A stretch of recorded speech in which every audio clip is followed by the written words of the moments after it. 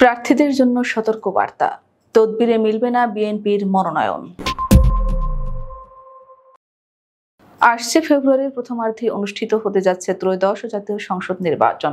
এ লক্ষ্যে সরকার ও নির্বাচন কমিশনের পাশাপাশি প্রধান বিরোধী দল বিএনপিও পূর্ণোদ্যমে প্রস্তুতি নিচ্ছে। নির্বাচনে অংশ নিতে প্রার্থী বাছাইয়ে এবার কঠোর মানদণ্ড নির্ধারণ করেছে দলটি। হাইকমান্ড জানিয়েছে, তদবির বা সুপারিশ নয়, যোগ্যতা ও ত্যাগের ভিত্তিতেই দেওয়া হবে দলীয় মনোনয়ন। সূত্র জানায়, গত 16 বছরের গণতন্ত্র পুনরুদ্ধার আন্দোলনের রাজপথে যাদের ভূমিকা ছিল, যারা জেল জুলুম সহ্য করেছেন ও ক্লিন ইমেজ বজায় রেখেছেন, তারাই মনোনয়ন দৌড়ে এগিয়ে।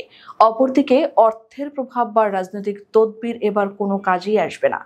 দলের ভারপ্রাপ্ত চেয়ারম্যান তারেক রহমান স্পষ্টভাবে জানিয়ে দিয়েছেন, মনোনয়ন নিয়ে তদবির করলে প্রমাণ সাপেক্ষে কঠোর সাংগঠনিক ব্যবস্থা নেওয়া হবে। বিএনপির জাতীয় স্থায়ী কমিটির সদস্য ডক্টর খন্দকার মোশাররফ হোসেন বলেন, আসন্ন নির্বাচনে শুধুমাত্র যোগ্য, ত্যাগী ও গ্রহণযোগ্য নেতারাই মনোনয়ন পাবেন। যারা আন্দোলনে সক্রিয় ছিলেন, নির্যাতন সহ্য করেছেন, তারাই অগ্রাধিকার পাবেন। তদবির বা ব্যক্তিগত সুপারিশের কোনো সুযোগ নেই। দলীয় সূত্র বলছে, প্রার্থী বাছাইয়ে 5টি মূল মানদণ্ডে জরিপ চলছে। সংগঠনের প্রতি আনুগত্য, রাজপথে ভূমিকা, এলাকার জনপ্রিয়তা, পেশাগত সুনাম ও ক্লিন ইমেজ। 300 আসনে একাধিক প্রার্থীর তথ্য সংগ্রহ করে যাচাই বাছাই করছে হাইকমান্ড। এসব তথ্য বিশ্লেষণ করে মনোনয়ন বোর্ড চূড়ান্ত সিদ্ধান্ত নেবে।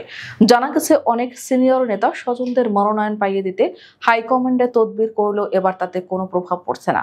হাইকমান্ডের অবস্থান একদম পরিষ্কার, যোগ্যতার মানদণ্ডে উত্তীর্ণ না হলে কেউ মনোনয়ন পাবেন না। বিএনপির গুলশান কার্যালয় সম্ভাব্য প্রার্থীদের সঙ্গে একাধিক দফায় বৈঠক করেছেন দায়িত্বপ্রাপ্ত নেতারা।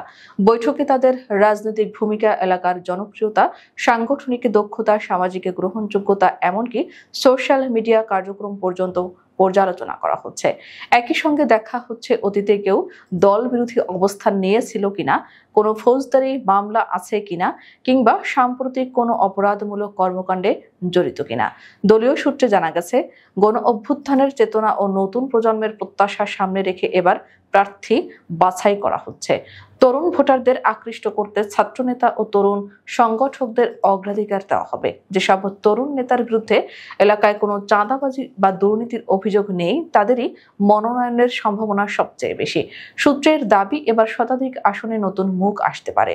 বিতর্কিত স্বজনপ্রীতি বা অর্থবিত্তের প্রভাবে থাকা কেউ যাতে মনোনয়ন না পান, তা নিশ্চিত করতে কড়া যাচাই বাছাই চালানো হচ্ছে। বিএনপির স্থায়ী কমিটির সদস্য সালাউদ্দিন আহমেদ বলেন, ত্রয়োদশ জাতীয় সংসদ নির্বাচন সামনে রেখে কোনো তদবির নয়, বরং যোগ্যতার নিরিখে প্রার্থী বাছাই চলছে। শিগগিরই আসন ভিত্তিক একক প্রার্থীর নাম ঘোষণা করা হবে এবং নির্বাচনী প্রচার জোরদার করা হবে। দলীয় অভ্যন্তরীণ সূত্রের মতে, 5 আগস্ট পরবর্তী রাজনৈতিক বাস্তবতায় বিএনপি নতুন প্রজন্মের প্রতিনিধিত্বকে বিশেষ গুরুত্ব দিচ্ছে। হাইকমান্ডের লক্ষ্য একটি আধুনিক তরুণ নেতৃত্বের দল গঠন করা, যারা আগামী দিনে গণতন্ত্র পুনরুদ্ধারের লড়াইকে নতুন উচ্চতায় নিয়ে যেতে পারবে।